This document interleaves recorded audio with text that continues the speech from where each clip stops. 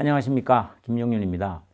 여러분, 앞으로 남북한 사이에 협력해야 할 가장 중요한 분야가 무엇이라고 생각하시나요? 저는 바로 남북을 잇는 교통 인프라 분야로 생각합니다. 일단 이어놓으면 남북 간에는 많은 변화가 생겨날 것이고, 그런 변화가 정치, 군사, 안보 분야까지도 영향을 미칠 것으로 예상하기 때문입니다. 오늘은 통일 전 동서독 사이의 인프라 협력과 지원에 대해 말씀드리겠습니다. 1972년 체결된 교통조약에 의해 동서독 간 여행 절차와 통행이 신속하고 간소화되었습니다. 국제관례에 입각한 상호주의 원칙이 적용되고 교통사고 시에는 상호구조, 교통장애 시에는 상호 정보 교환을 의무화했습니다. 교통조약 제반사항의 적용과 해석에 관한 의견 조정을 위해 동서독 간에 공동위원회를 구성하여 구체적인 협의를 진행하기도 했습니다. 예를 들어 상호 방문 도중 사망 사건이 발생할 경우에는 사체나 유골의 반출입이 교통수단과는 무관하게 이루어질 수 있도록 했습니다. 특히 유골은 우편으로도 송부가 가능하도록 했습니다.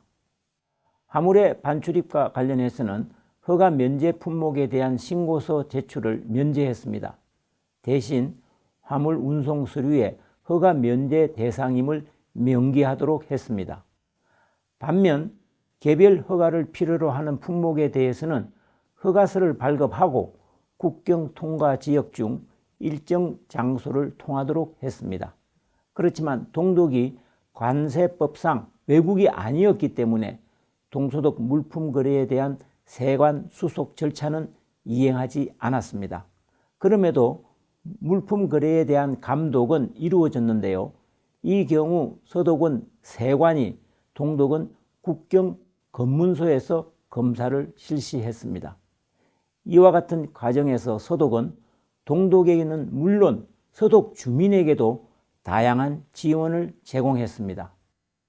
그렇다면 서독의 교통 인프라 지원은 어떻게 이루어졌을까요?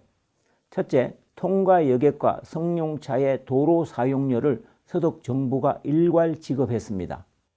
1971년 12월 통과 협정에 근거하여 서독 지역과 서베를린 간 도로 사용료와 사정 비용을 1972년 1월 1일부터 더 이상 개인 징수하지 않았습니다. 서독 정부가 예산에 일괄적으로 반영하여 매년 3월 31일까지 동독이 지정한 서독은행의 구좌에 송금했습니다. 처음엔 연간 2억 2,500만 마르크 정도에 불과했던 송금액은 1976년부터는 4억 마르크, 1980년부터는 5억 2,500만 마르크까지 증가했는데요. 실제 교통량과 관계없이 베를린 장벽이 무너진 1989년 말까지 지불했습니다. 이와 같은 일괄금 조치는 동서독 간 여행 교통을 안정화하는 데 기여하였으며 특히 베를린과 국경 부근의 여행 교통을 활성화하는 데 도움을 주었습니다. 두 번째로는 차량세를 면제했습니다. 서독은 1979년 동독 차량에 대해 차량세 납부 의무를 부과했습니다. 이는 실제 과세를 위한 것이 아니라 상호 세금 면제 협정을 체결하기 위한 방편으로 그렇게 했던 것입니다.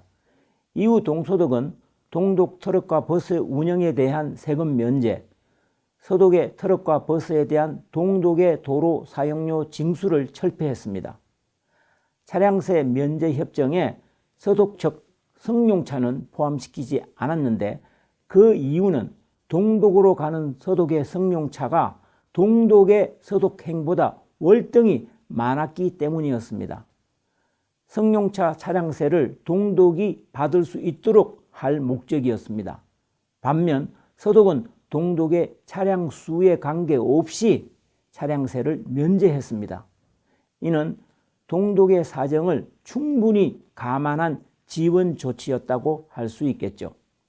도로 사용료 철폐에 따라 서독의 영업용 화물교통은 연간 수천만 마르크의 재정적 부담을 들게 되었으며 이 덕분에 서독 화물업계는 경쟁력을 높일 수 있었습니다.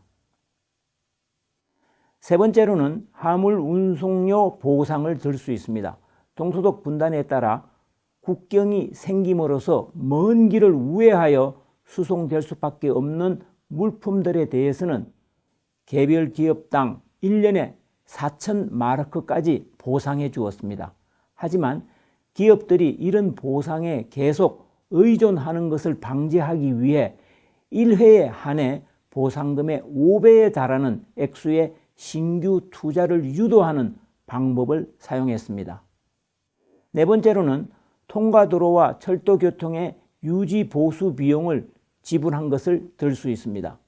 서독 정부는 1965년 이래 서독과 서베를린 지역 간 통과도로 개선을 위해 적지 않은 액수의 재정적 지원을 했습니다. 그 방법은 동독이 지정하는 은행에 매년 일정 액수를 송금하는 형태를 취했습니다. 철도 교통 개선과 관련해서도 마찬가지였습니다. 특히 철도 경영 합리화의 일환으로 수지가 맞지 않는 구간의 선로를 폐쇄하기도 했는데 이 경우 철로가 접경 지역과 연결되어 있을 경우에는 그 결정에 신중을 기했습니다. 그리고 철도의 적자분에 대해서는 연방정부가 보상을 해주었습니다. 접경지역 도로망이나 철도의 신축 또는 정개축에는 단순히 비용적인 측면만 고려한 것이 아니었습니다. 정치적인 의미까지도 고려하여 결정했습니다. 교통 인프라 건설과 관련하여 동서독은 나름 큰 의미를 부여했는데요.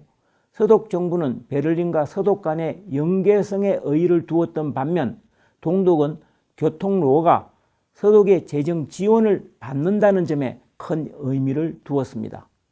서독의 재정적 지원에 보답하는 차원에서 동독은 연금 수령자의 동독 방문에 대해서는 최소 의무 환전을 면제했는가 하면 더 많은 정치범을 서독으로 석방시키기도 했습니다. 그 밖에도 수표와 크레딧 카드를 동독에서도 사용할 수 있도록 편의를 제공했습니다. 동서독 간 교통 인프라 분야의 협력 사례로부터 얻을 수 있는 시사점은 무엇일까요? 첫 번째로는 동서독 간 통행 관련 제반 사항을 명확하게 규정하여 준수했다는 점입니다. 동서독이 교통로의 운행 계획을 철저히 수립하여 시행하는 합의를 이끌어내고 상호 교통 정보에 대한 교환이 이루어질 수 있도록 한 점은 철도 도로 연결에 합의한 남북 간에 많은 시사점을 제공하고 있다고 할 수 있겠습니다. 두 번째로는 교통료의 원활한 운영을 위한 정부의 지원이 다각도로 이루어졌다는 점입니다. 도로 사용료와 출입국 비자 수수료를 정부의 일괄금으로 대체하고 화물 운송료를 정부가 부담하였습니다. 이는 대동독 지원에 대한 서독 정부의 결단이 있었기 때문이었습니다.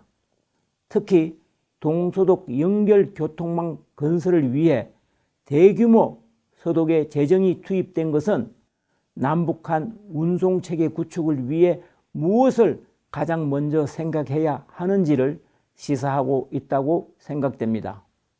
남북한에는 이미 1992년 2월 남북 기본 합의서를 발효시킨 바 있습니다. 그 중에서도 남북 간 철도 도로 연결은 민족 경제의 통일적이며 균형적인 발전과 민족 전체의 복리 향상을 도모하기 위한 실천 사업으로 제시되어 있어 이를 위한 재정적 준비가 필요하다고 생각됩니다. 동서독의 경험에 비추어 볼 때 향후 북한 지역 교통로 건설과 남북한 연결은 통일로 가는 길을 여는 역할을 할 것입니다. 통행조약을 통해 동서독 주민의 직간접적인 접촉과 상호 문화 교류가 통일로 이어질 수 있다는 점에서 볼 때 남북한이 가장 먼저 비중을 두어 협력해야 할 분야는 통행로 구축이 아닐까 생각됩니다.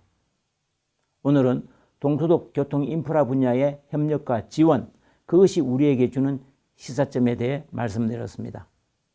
감사합니다.